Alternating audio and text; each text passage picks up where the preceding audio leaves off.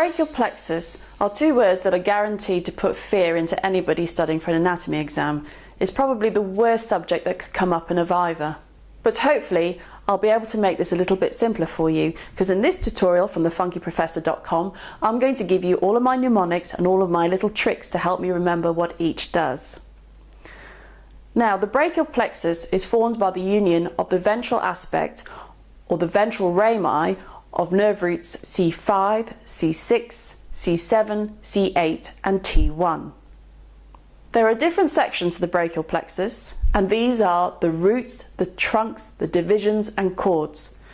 Now this can be confusing, so I have the mnemonic: read the details carefully.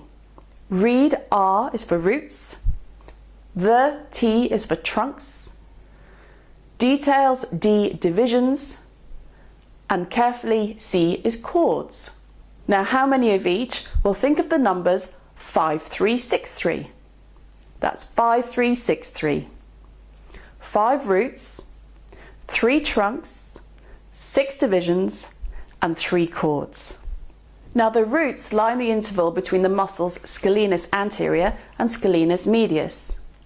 The trunks pass through the posterior triangle of the neck. The divisions are behind the clavicle and the chords are in the axilla.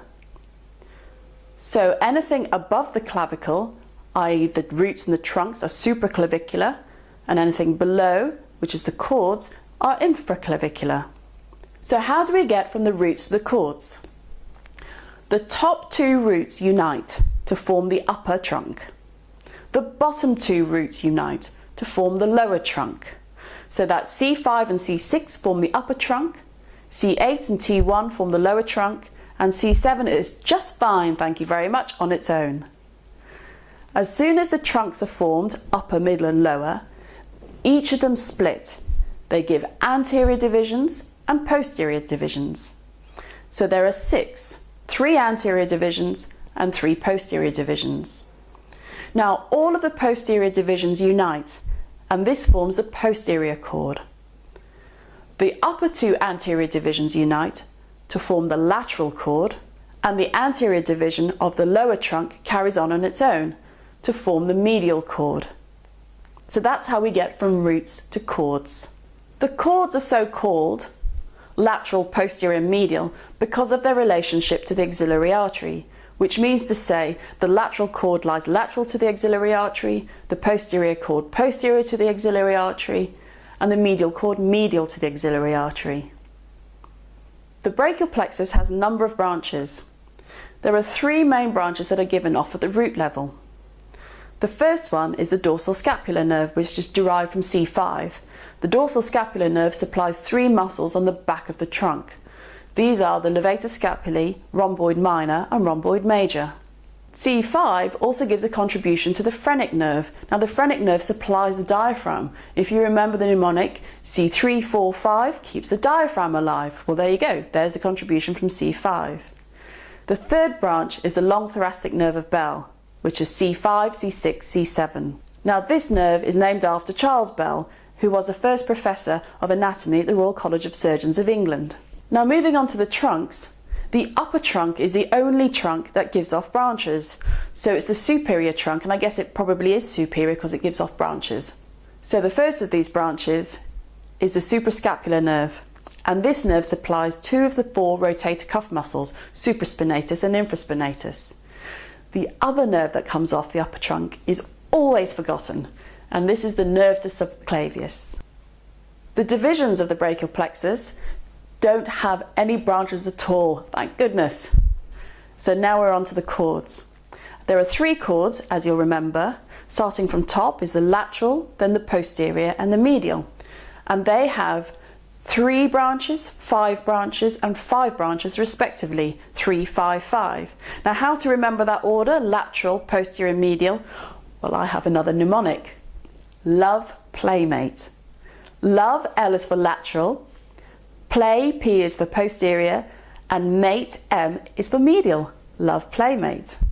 The 3 branches of the lateral chord of the brachial plexus are the lateral pectoral nerve, the musculocutaneous nerve, and the contribution to the median nerve that comes from the lateral cord.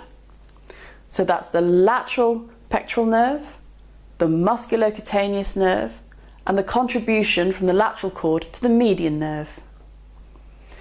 There are 5 branches that come off the posterior cord. Now I have a mnemonic for this, which is STARS. That's S-T-A-R-S, STARS.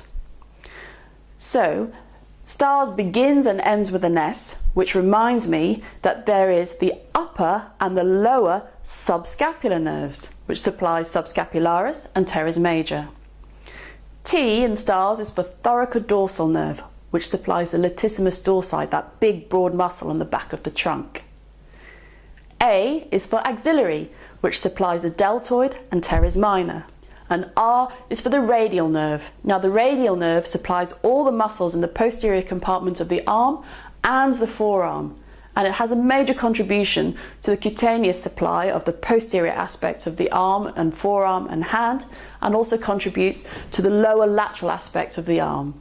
The final cord, the medial cord, gives off 5 branches. The first up is the ulnar nerve. Now whenever you think of medial, think ulnar.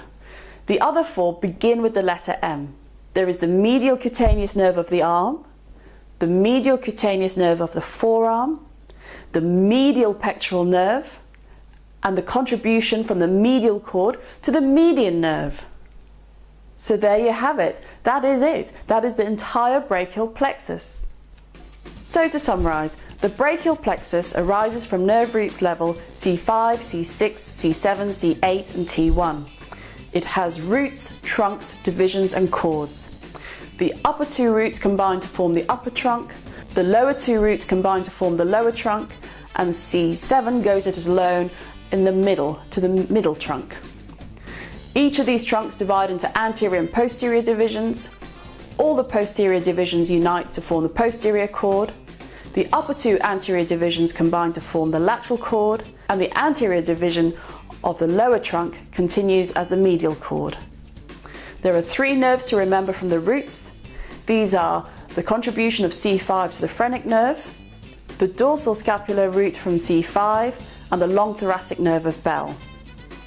The trunks have 2 branches from the upper trunk.